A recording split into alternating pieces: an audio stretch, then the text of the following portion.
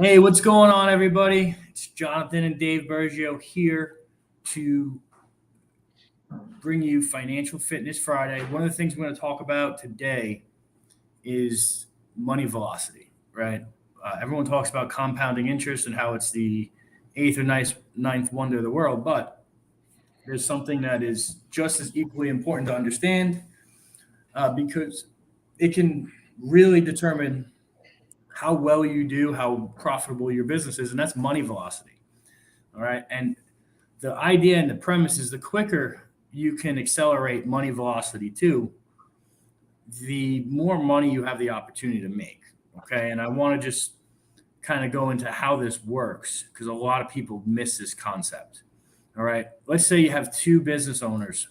One has margins that are 20%, and the other one has margins that are 10%.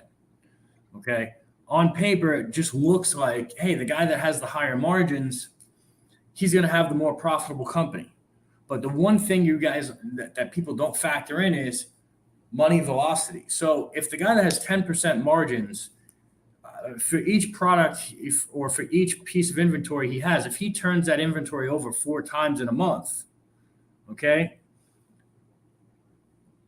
he's stacking up more profit than the guy that has 20% margins but only turns his inventory over once in that same time period. Does that make sense to you guys? And what the important thing to get here is the faster you can increase money velocity in your life in a positive way, meaning coming to you, not how quickly you put it out, okay? The easier it is to grow your wealth. And so that's why a lot of people, especially in today's market, right? And today's market is very much high interest rates, inflation, and a challenging economic environment where there's less and less discretionary income. That's why money velocity plays such an important role now and always. And so a lot of people are gearing up towards shorter term investments because it allows you to adapt to changes in the market. So if you have shorter term investments, like one of the things I'm doing right now, I started Emerald Consulting Partners, and we help bridge different types of financial transactions. And most of the time, that money is only out there 90 to 120 business days. Why? Because we want, the idea and the premise behind that company is high money velocity, okay, to account for and handle the dynamic market that we're in. We're not in a low interest rate environment where it's very friendly for businesses. It's actually the opposite right now.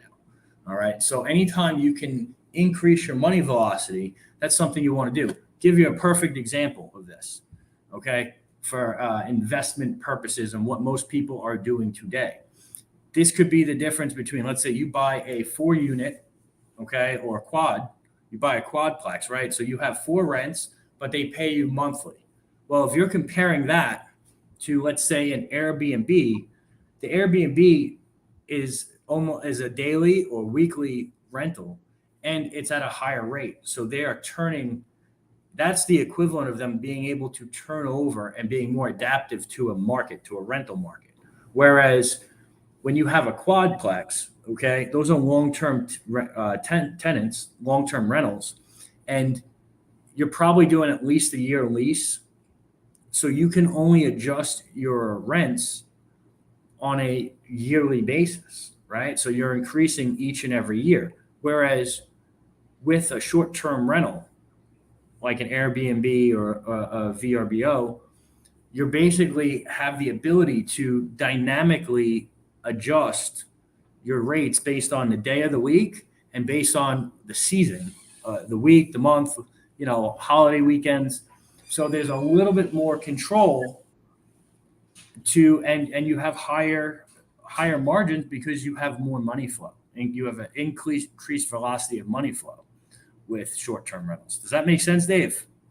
Yeah, it does. And especially, when you're actually looking at the exact definition, because I think if somebody does, you're explaining it perfectly well, right? On a main level here. Because if somebody went to go look that up, I could see it being super confusing because you speak of it from the economics, right? But it works the same way.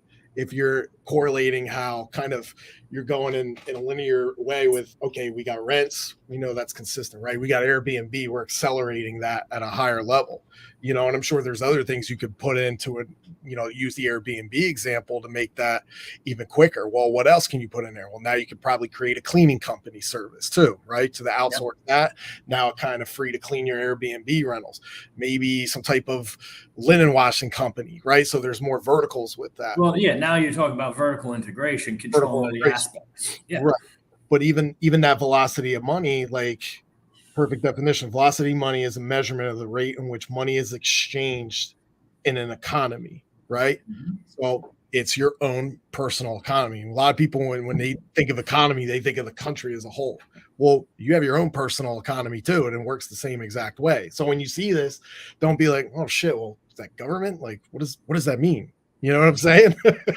Because I thought it was interesting, like how I wrote that. I was like, somebody's going to read that and think it has to do with the federal. No, I get it, but that's not what it is. I'll give you a really good example from the business perspective, right? So let's take a gas station or a food store, okay, or like a supermarket. They typically have very, very low margins, but you know what? People are coming in there and they have the highest transaction count of most, if not any business. Mm-hmm. Why? Because people are in there every second of the day filling up the gas tank or getting food for their house.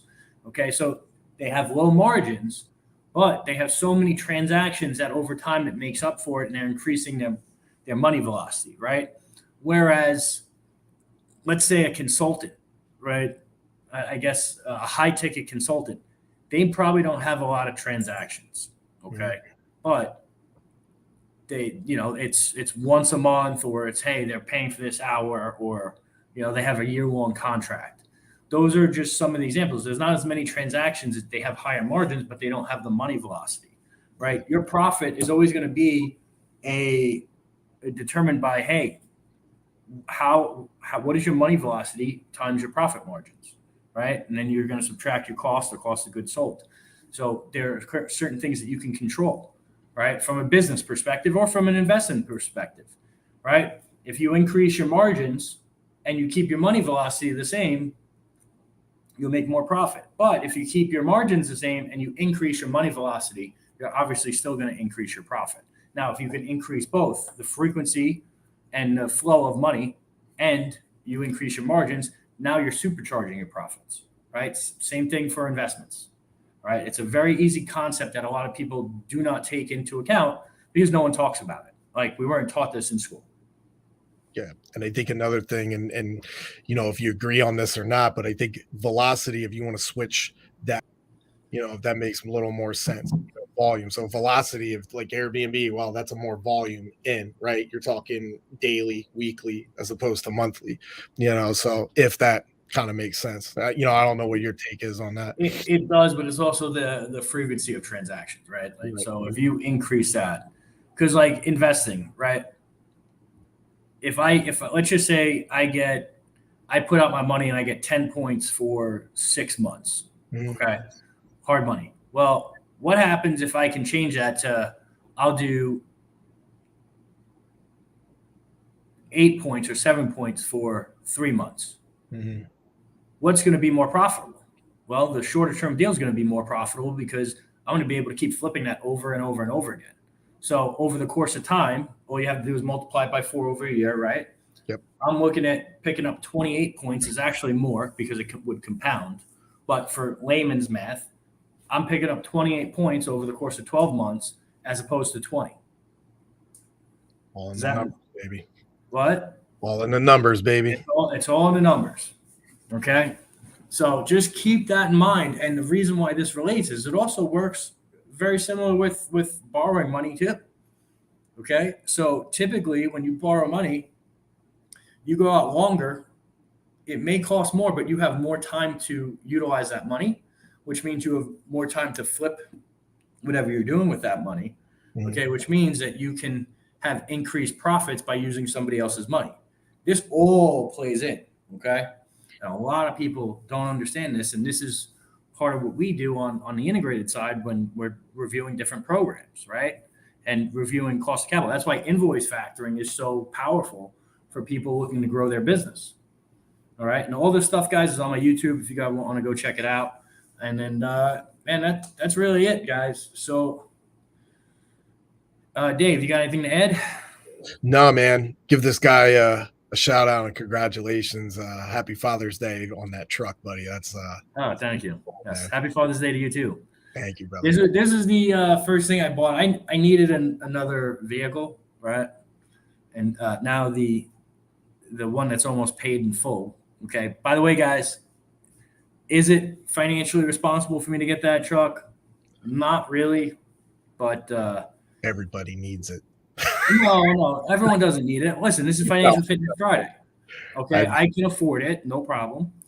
But the same time, I waited till my other vehicle is almost paid in full, and now I have a daily driver, and I have a car that I really enjoy driving, and that's the right way to do it. Had I bought 2 or 3 vehicles and I'm only going to use obviously one at a time, makes no sense. Okay, so you got to practice what you preach. I waited till one was paid or basically paid in full, got the other one, and I'm keeping the other one because it's just a better all-around daily driver than the TRX. Yeah. And obviously most cars lose tremendous value as soon as you take it off the lot. Yeah.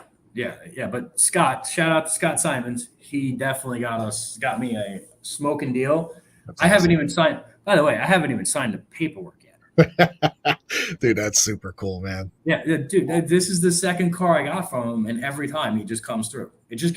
It's like the car ferry just drops it off at your house. Hey, man, that's what separates different businesses from others, man. That level of customer service. Yeah, hey, 100%, dude. That's the difference. Because where'd that come from? Virginia?